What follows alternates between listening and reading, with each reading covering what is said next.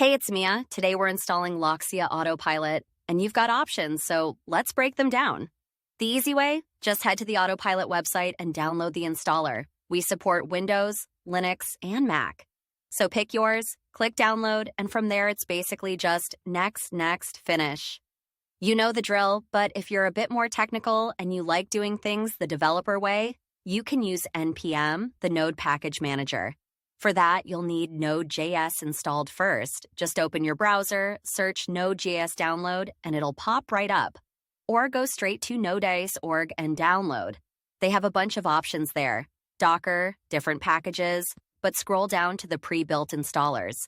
Pick the one that matches your system. We're on Windows, so that's what we're grabbing. But they've got Mac and Linux too.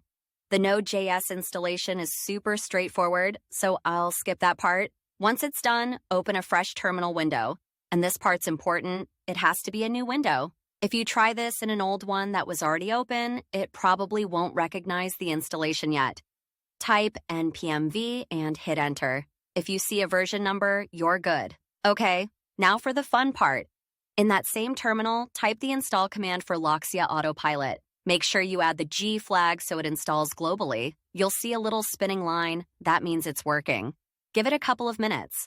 Once it's done, you can verify everything by typing Loxia V to check the version. And if you just type Loxia with nothing after it, you'll see all the available commands.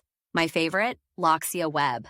This spins up a local server and opens the main interface right in your browser.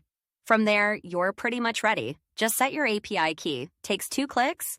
Create your first agent and start playing around. Oh, and if you need help with that API key part, I've got a short video on that too. Go check it out.